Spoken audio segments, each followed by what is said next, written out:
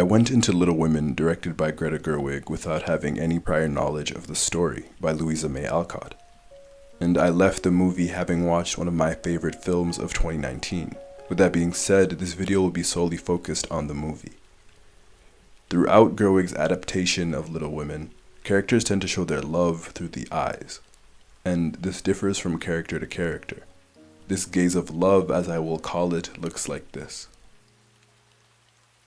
And the characters I will be focused on are Jo, Amy, and Laurie, and why Amy and Laurie's relationship made the most sense. To complement my initial point, while shallow, is that Jo never looked at Laurie with such intent, with that particular look of love. After Beth died, it was evident that Jo had a void in her life, a loneliness that she felt could be filled by being loved. So she turned to Laurie, the person who expressed feelings for her prior. But having Laurie and Jo remain platonic friends really highlights the nature of their relationship. That relationship is one of two best friends.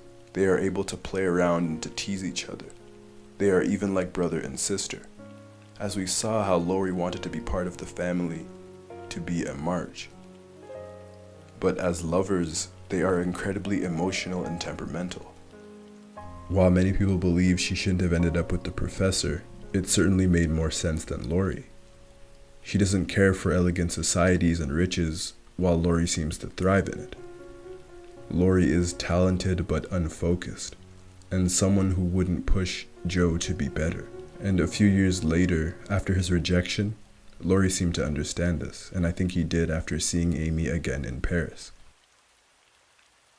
When it comes to Amy and the distinct regard of love, hers is the most dramatic and romantic.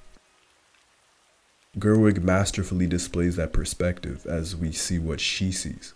This introduction to both Amy and Laurie really displays how she views Laurie, all in slow motion sauntering through the street. She has him up on a pedestal, and this scene is really a beautiful one in its entirety.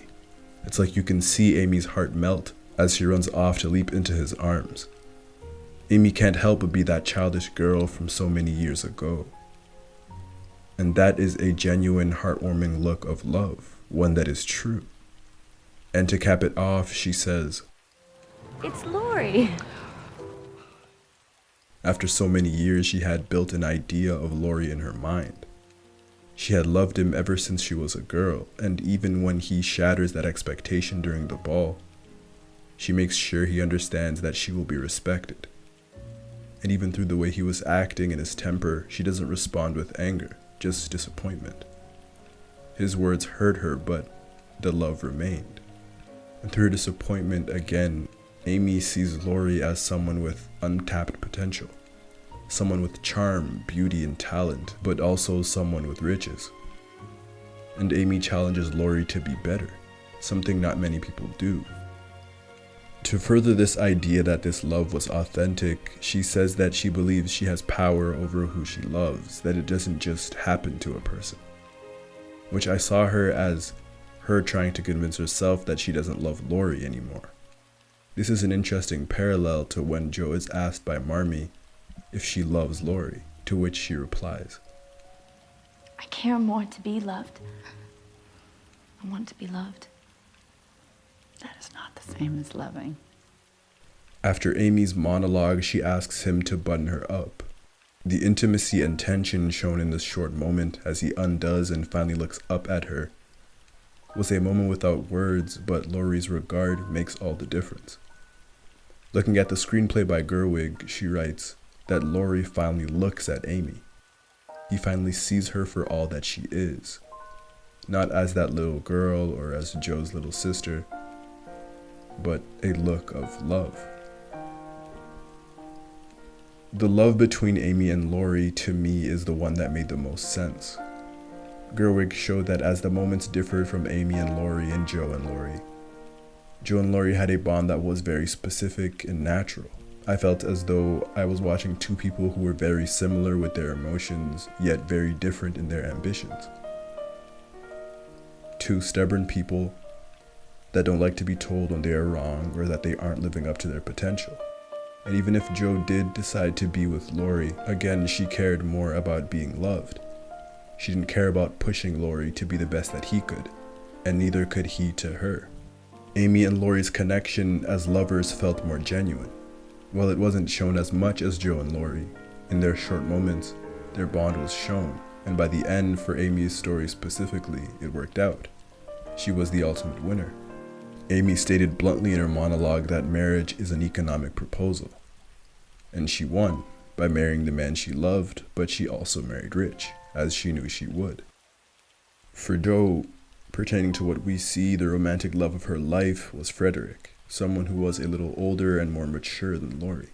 But the important part is that he was someone who could criticize her work. Frederick wasn't afraid to tell Jo what she didn't want to hear, and he was someone who could elevate her writing. Again, you can say something like a business, like an economic proposal. Frederick was someone who was a little more understanding, softer, and quieter than Jo was. Someone who didn't have a temper. To me, it made the most sense. They contrasted each other perfectly. And so it all came together, with that initial look of love. Jo and Laurie's friendship shows the power of platonic relationships, and in fact, it even shows their importance. Even if it isn't romantic, their platonic love can still be powerful. But it's important to note that Little Women is not a love story. While I may have touched upon that aspect, the larger and more important story is that of Jo's struggle over her liberty and talent, and of the March's story of an orange, warm-tinted family in childhood that transitions into a blue-tinted, colder reality, and a separation that is adulthood. Overall, a story that was beautifully written by Alcott. Gerwig's touch was a masterful one, in a retelling of a story that is close to many people's hearts, and that will be close to new hearts that will follow.